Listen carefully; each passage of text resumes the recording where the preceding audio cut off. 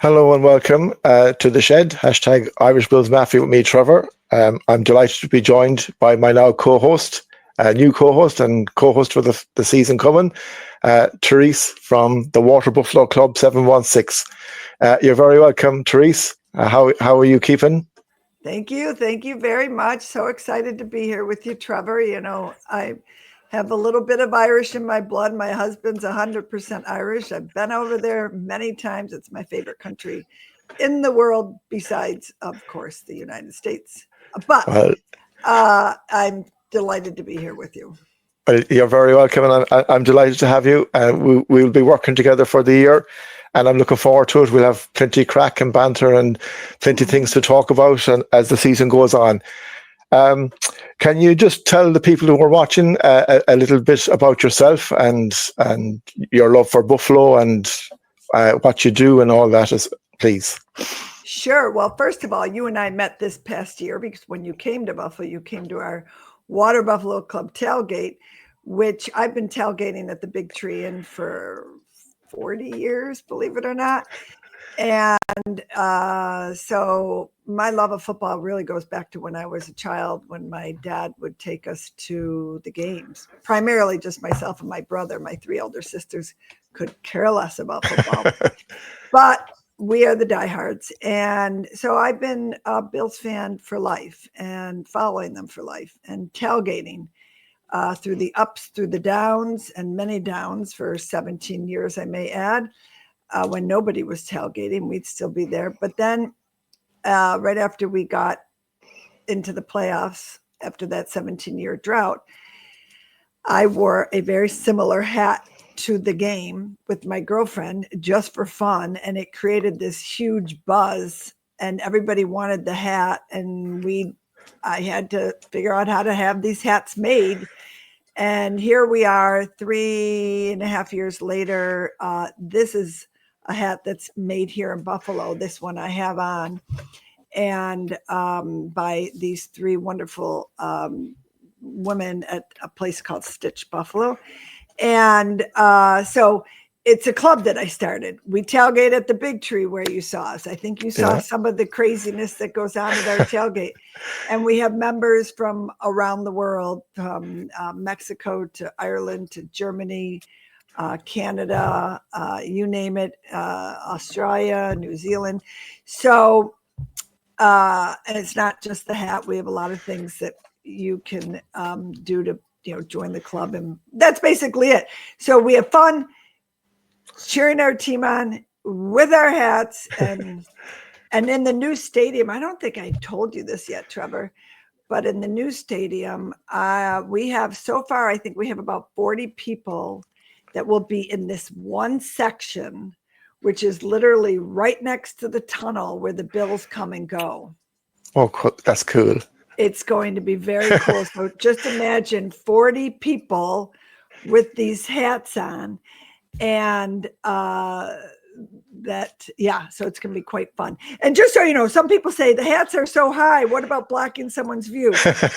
Well, they can be folded downward, so they're not so high.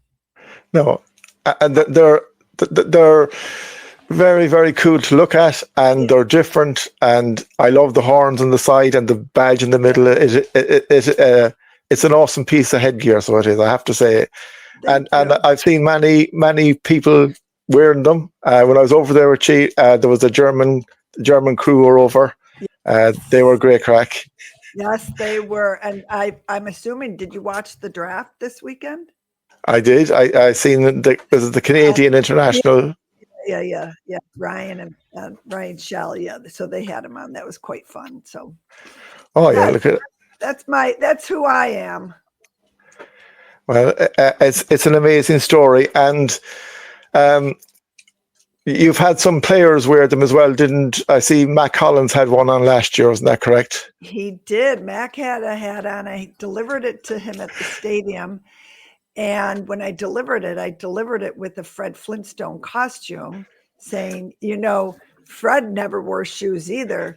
And you and Fred would have been best buddies back in the prehistoric days.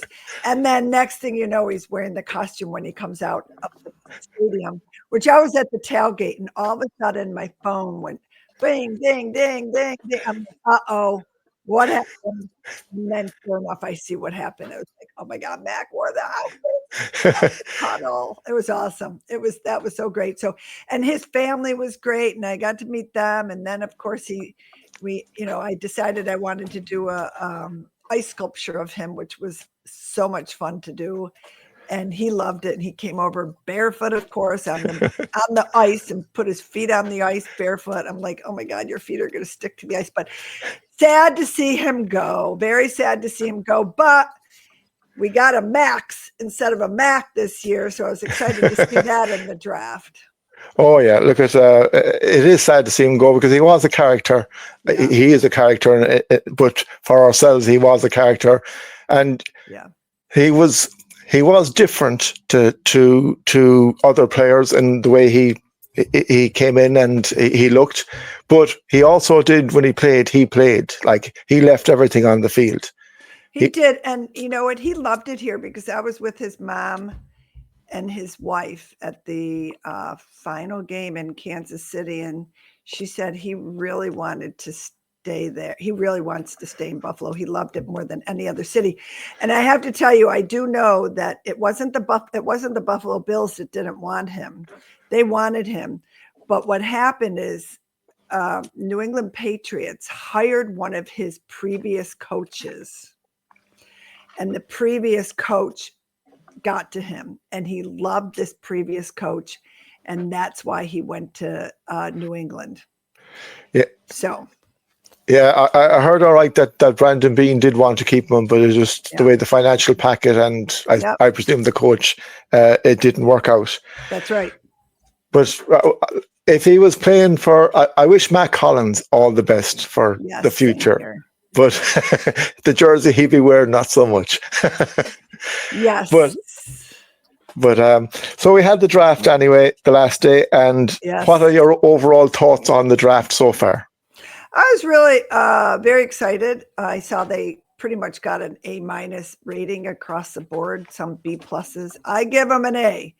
I thought they did. I was very happy that I studied some of the earlier guys, a little bit about who they were. I like to know their background and who they are, and really just solid guys that they got, and guys that are going to give it 200%. Love our first pick. He's going to be a rock star here. He is already loved by everybody, just from his interviews and how he is so excited to be here. His family's from Detroit. It's just going to be a really good match made in heaven, I think. Yeah, I agree. He kind of has a similar way to what Keon Coleman had last year when he was the first pick. Like, you fell in love with him straight away with his interviews as well. And they're the kind of players you want coming in that will have that bit of energy, but will work, for your team. Yep, exactly. He's got the energy and the talent, and man, he's going to be excited. That first interception that he gets, everybody's just going to go crazy. Yeah, and hopefully he'll have plenty of them. Let's hope so. And I was also surprised to see. Now I'm delighted we have him as Landon Jackson. How he got to the third round. Yeah. I looked into him a little bit. Interesting person, and what he's been through in his life, and what he brings to the team. I heard his interview, I think it was today, somewhere I heard his interview today on WGR 55, the radio station here. But he's going to be a great addition, a really solid head on his shoulders. So he does seem to have it. Like, and there was a video up. It came up on social media of him doing a workout. I think it was a few years ago now, but where he was going past each cone, but he was hitting it with his hand, and apparently he got some grief over it. But this is a man that's passionate about what he does, and we need someone on that edge that will bring that kind of anger and strength. Now, controlled anger and strength, but you know what I mean? I agree. Getting to quarterbacks or getting to runners or blocking people. So I'm delighted we have him. Yep. And TJ Saunders, the defensive tackle, he was the number 2 pick. Again, another strong man that I believe will flourish beside the likes of Ed Oliver, and maybe they will be the 2 guys that will be beside each other in time, hopefully. Yeah. It's going to be an interesting training camp to see how this all transpires, because they added so many defensive guys and not everybody can make the team, right? Yeah, you're correct. That is for sure. Then we got Jordan Hancock, I don't know how we pronounce it, from Ohio State. He's a defensive back. He's another guy that'll be interesting. I'm probably going to say this name wrong. In pick 4 is it Dion Walker or is it G1 Walker? That's a good question. I'm thinking, I don't know that. Typically we would say Dion, and maybe it's just the way it's spelled. I loved that pick, not only because the guys that were on stage had my Water Buffalo Club hats on that read that pick, but that guy is massive. And I felt like we needed a big guy like that. I love him. Oh my God. Everything I read about him, watching him play, he's going to be, I hope he starts for the team, because he's going to be unbelievable. Yeah, he is another big man that's again, I'm delighted that Brandon Bean and Sean McDermott have identified that we need strength in that line. And because at times last year we were weak at times against the run, and hopefully these guys will come in and improve that. Then at the tail end of it, we had pick 6 was Jackson Hawes from Georgia Tech. He was a tight end. Then you had pick 7 was Dorian Strong, a cornerback from Virginia. I liked what he said. I liked what Dorian said. Everybody's going to know the name Strong. I'm like, okay, I like that. Yeah, it is a good way. Like, when you say something like that, if you don't live up to it, then you're for a young man, he has his word to live up to. So if he comes in and works hard, that's all we want. I don't care if he's last pick or if he's the first pick. Just give everything, and that's all. We got Chase Lunt, a tackle from UConn, and then we got Caden Prater, I think his name is, from a wide receiver from Maryland. Right. They were our last 2 picks. These guys now, we can hope for the best for them, but do you think they'll survive or make it? Look at some of I was walking with someone today and she's like, look at Tom Brady. Yeah. Look at where look at Matt Milano. So, hey, competition's out there. You just don't know how they flourish and what they do in training camp. So it's gonna be a really great training camp. I'm very excited for the team. I mean, we have what we need, obviously, now to really take it to the next level, and we need it. We needed to do that. We do. You're 100% correct. I was watching, I was saying to you earlier, Brandon Bean. He was on the Pat McAfee show this evening. Well, this evening here in Ireland. Right. And he was on about, now I didn't see the video, but apparently he was on some show yesterday and he got awful grief. Oh boy. Yep. It's causing quite the stir here. Yeah. I think Brandon, that was so unlike him and uncharacteristic of him, but he had been, I can't even imagine him going on it. He shouldn't have, I mean, personally, I would not have gone on a show, but he probably had such little sleep, and one little thing could just trigger him. And he goes on the show, he's pissed off about something that they said, and he went off about the wide receivers and swore a couple times. He must have sworn because they bleeped it a couple times. And I was a little surprised because that's just not his demeanor. So whatever, it happened. I don't know what is transpiring from it. I do know the radio station probably loved it because everybody's probably tuning in to find out what happened. I did that right away because someone texted me and did you hear Bean on GR55? And I'm like, no, what happened? And then I turned it on right away and they were, of course, talking about it and they're still talking about it and people are posting about it. So, whatever, it is what it is.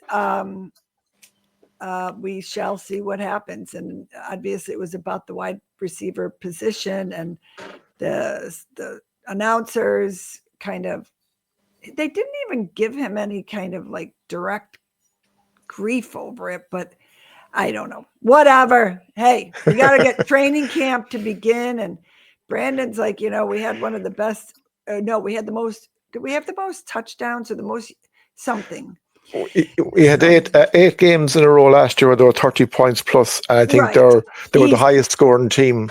That's what it was, and he brought that up. He brought that up in the interview. So I mean, those guys are the announcers. Jeremy White is a great guy, and I'm sure that they'll kiss and make up. Oh, hopefully. But this evening watching them, as I said, I didn't hear the original interview that he got upset with, but I had read comments about it. But he was saying this evening that if this was said to him last year before we had our season, you could understand where they were coming from. But when we had the season what we had and the top scorers in the NFL, if you include the playoffs in the whole season, then you don't have many legs to make an argument against them. True, yeah. But it's like the only position that we're really worried about. Keon's got to step up. Is he going to? We've got some good receivers on our team, but we need them to be great this year. Yes. Well, hopefully Keon will kick on from last year. He had good moments and he was a rookie. And Kahil Shakir for me is the guy because you can throw him the ball anywhere and he will get it. And he won't drop it. Yeah, exactly. No, he doesn't drop them. He's very, very rarely he drops them. And I was I know we probably won't get a Mari Cooper back, but I know he's still out there as a free agent. And if you were really, really stuck for someone come the start of the season to bring in, he could be an option. But I think Keon is going to be our man. I know I listened to an interview Josh did, and Keon put on some weight, and he's really trying to beef up and get better and bigger. So we'll see. Hopefully. Yeah. For our free agency signings, I'm just going to touch on three of them.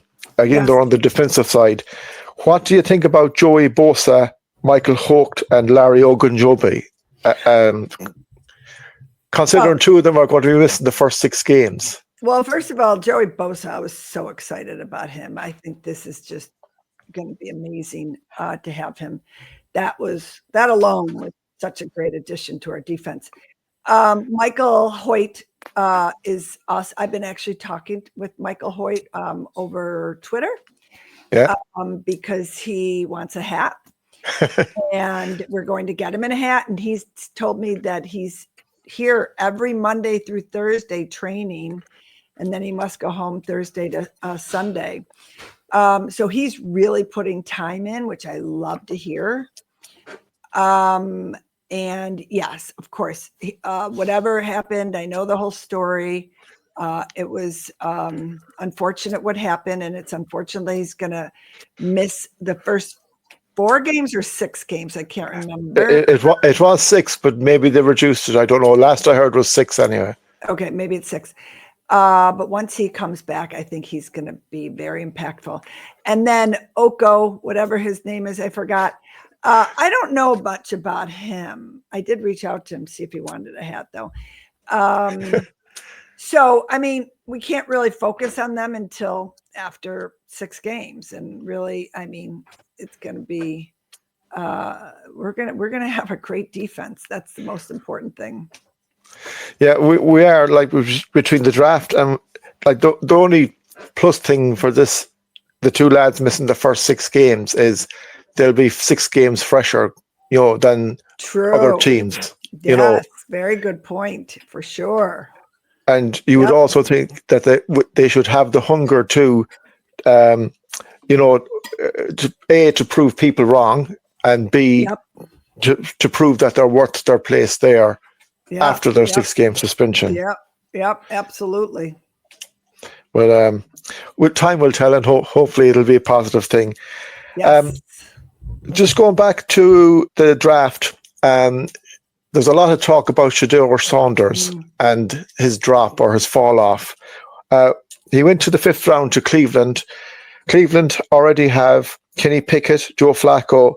Now, Deshaun Watson won't be playing, but he's still listed. And then in the 3rd round, they brought in Dylan Gabriel. Now, it's not about where Shedeur Sanders went, but what are your thoughts on his mega drop? Well, that he was going to be a tough add to a team's personnel. And you've got a big personality. You've got a big personality of a father behind him. And I don't know a lot about the whole story, but knowing that there must be something there that these teams were hesitant to pick him up, because every team knows the dynamics of their team. Now, you bring somebody like that into the Buffalo Bills when they've shaped, not that I'm saying we needed him, but they have all these guys that just are all about everybody eats. I don't think he'd fit into that mentality. I don't know. I'm not a coach and I'm not a general manager, but obviously they all saw that whoever needed a quarterback, obviously Buffalo didn't need a quarterback, that it wasn't a fit. And for whatever reason. So I'm glad that he got to Cleveland. I don't think do we play Cleveland this year? Yes, we do. We do, yeah. Cleveland. In Cleveland. Yes, that's right. So that'll be interesting. But maybe that will even help his game even better because of the controversy he went through. Unfortunately, Cleveland, oh my gosh, they've gone through enough over the years with their quarterback controversies. But, only time will tell. And, I hope he does well, except when he plays the Bills. Well, that's it. I was just watching a few things from it. It probably for any other player wouldn't have had the impact on social media as it does because of his father and his story. But there was an interview done by the Orange and Brown podcast, their Cleveland podcast, and they were interviewing Andrew Barry and Stefanski. And they said when the pick was made, he didn't look too enthusiastic. You know how you see the war rooms clapping and shaking hands and the whole lot, and there didn't seem to be a lot of that. Well, Andrew Barry's response was, "Oh, we were very tired." But Stefanski said, "Oh, well, that wasn't a live picture of the room. The pictures were deferred or whatever." But the thing that would put me off him, and there's nothing personal. I don't know the man. He could turn out to be a superstar, but when you watch these young men and they're at the draft, and yes, the guys that go first have the bling on and so on. Mm-hmm. The party he had already planned was the thing that sort of would say to me, this guy, loves himself more than he loves where he might be going to go. Yeah, and if he got the pick, and it could be in the first round, second round, or whatever, and had a party afterwards, I wouldn't say anything. But to have the party set up for 2 days and it never happened, maybe it'll be an eye opener for him and a check that, you know, he has to work and he has to listen to others.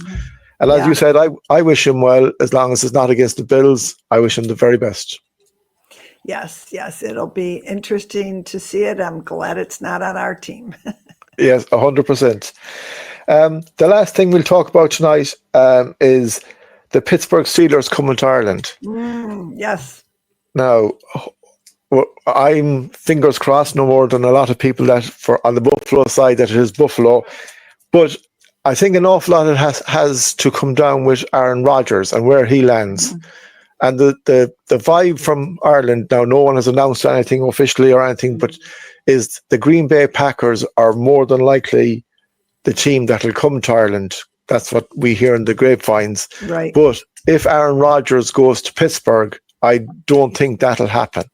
Have you heard anything over there, or is there any smoke or anything coming from? That is exactly what we are hearing from everywhere. That Green Bay and we've talked to some people in the hospitality industry in Dublin that kind of have a feel for what's going on, and they said it most likely is going to be Green Bay unless Aaron goes to Pittsburgh. Now, the big question is, I thought they were going to announce something after the draft, but obviously it's May 14th. No, not that. When will they decide? When will Pittsburgh decide? As of now, from what I've heard, it's down to Aaron Rodgers, and like, if anyone that watches this show knows, I have a beef with Aaron Rodgers, and it's not from his football ability; it's from the drama he brings with everything. Totally, I think we all feel the same way. I agree with you on that, and he is definitely all about me kind of guy. So, give him to Pittsburgh. I'm okay with it. Oh, yeah. I hope so for many reasons, but if that happens, everybody will be so excited here because everybody thinks that we would get the Ireland slot. So that would be awesome. Oh, it should be amazing. Like, even here, it's ramping up every day on social media. It's ramping up that the announcement is coming. People are getting excited. Even it's not to be always on about the Pat McAfee show, but they had Roger Goodell on there during the draft, and they just kept probing him. They weren't asking who's playing in England or Germany or Spain, and Spain's a big game this year as well, or Brazil, but they were kept at him about who's playing in Ireland with the Steelers. Now, he gave nothing away, but like that's the attention it's getting, and as a Bills fan in Ireland, we are a small fish in a big pond at the minute, as in fan-wise, because there's other teams in ahead of us. But if the Bills got to Croke Park to play Pittsburgh Steelers, and with Josh Allen and the team that we have, they could do nothing but just skyrocket here in this country, and it should be brilliant. I just got chills thinking about it. So it would be amazing. And as I mentioned before, Ireland is just my all-time favorite country. I think I told you I hitchhiked around the entire country in 1983 with one girlfriend. So I've seen the country. I can't wait to get back for selfish reasons. I want it to be the Bills, but for a fan, it will be incredible. It'll be a sea of red, white, and blue. Dublin hasn't seen anything like it, although I know that they have their own soccer or football, and you have great fans as well. But I think just Buffalo is made for Ireland. It's just part of, we have a huge Irish contingency here, as you very well know. And people are ready to fly over there. I think there'll be a shortage of tickets, to tell you the truth. I think it'll seem like a Bills home game, honestly. So let's hope and pray, because you and I will be meeting there if so. Oh, we will, please God, for sure. Like, it's the thing that has me most excited. Like, I will hopefully, I would say 90% chance of going to the game if it's not the Bills, but 100% chance of going if it is the Bills, because I know from over there, I've seen the passion, and TV does a great job of showing games, but sometimes it doesn't do a great job of showing the fans and outside. And until you see it, you don't understand it. But the passion that I know from the South Buffalo that I was in when I met all of you and stayed there, for the Irish and being Irish, as well as from being from Buffalo and supporting Buffalo, it's second to none. And I'm a home bird, and the west of Ireland is where I am. But if I was to pick a place to live in tomorrow that I had to go and live, there'd be no second thoughts. It should be South Buffalo and Buffalo. Ah, that gave me chills. I love that so much. Well, you know that you have a home away from home here. I know Mark and Kate Schroeder are very good friends of yours, and you stayed with them. Actually, I saw Mark yesterday, so we were talking about the podcast. So yes, absolutely. Buffalo hopefully will be there, and if not, hopefully down the road it will be there soon, because it would make such a great team to come over to Ireland. And that is for sure. Well, we will keep our fingers crossed, and in a couple of weeks' time we'll know, and you would know if Mr. Rodgers signs the dotted line for the Steelers, it could help in getting the team over. Let's hope so. I think is it the 14th that we hear? It's the 14th, yes. The 14th. It's a Thursday. Is it a Wednesday, Thursday night or something? I think it's a Thursday. I think it is. It would be a Wednesday night. Sorry, yes. Yeah, it's a Wednesday night. Yeah, it's going to be exciting. I can't wait. So we'll know the schedule then by that stage, and who we're facing and when we're facing them. Yes, absolutely. Well, we'll have to do a podcast right after that. Oh, for sure, we will. So that is everything for tonight. Therese, thank you very much for coming on the show, and we will be in contact, and I'll put it up when we'll do our next one. We may do one before the schedule release, and then we'll do one on the schedule release, but we'll be in contact before then. But it was just nice tonight just to touch base and talk about the draft and the picks, and I think we're happy campers so far, and well done, Brandon Bean, and please God, they'll play out. Absolutely. Awesome. I love it. I look forward to chatting again soon, Trevor. That's lovely. So, folks, thank you very much for watching tonight. And again, we'll be the team going forward, and I'm looking forward to the summer and having lots to talk about. And once pre-season kicks off, the business side will kick in then after that, and we'll have plenty more for talking then. So thank you, folks. And until next week, if there's going to be a show, I'll put one up and we'll let you know. And if not, we'll talk around the schedule release. Thank you very much, Therese, and we will talk to you soon. As always, my friends, stay safe, stay together, and go Bills. Go Bills. And horns up. Horns up too, correct.